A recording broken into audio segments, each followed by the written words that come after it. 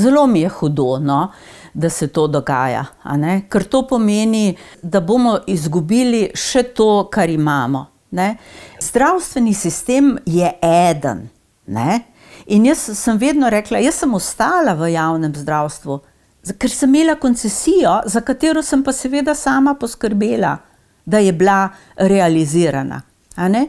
Tisto malo samoplačnikov, kar sem jih pač imela. Ampak najrajši sem imela, če je lahko k meni prišel kdorkoli, navadna kmečka ženica iz Velikih Lašč ali pa gospod profesor akademik iz Ljubljane z napotnico. A ne? Torej, jaz sem šla v zasebno prakso samo zaradi tega, ker sem želela delati tako, kot sem edino znala, to pa pomeni se več pogovarjati, imeti več časa in tako. A ne?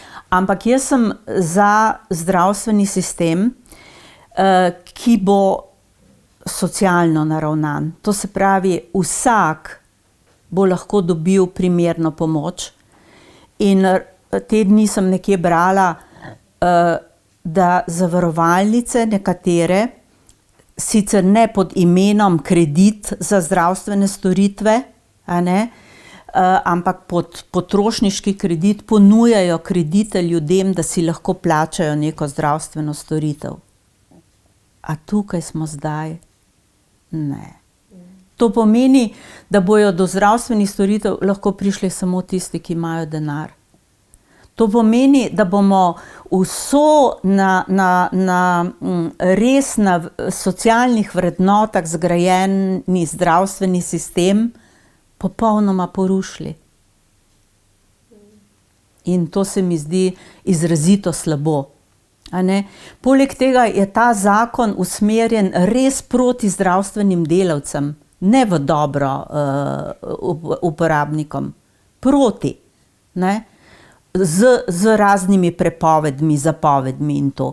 In mi vsi vemo, ne, da prepovedi, zapovedi ne delujejo. Deluje podpora, deluje pohvala, deluje rast tistega, kar je dobro.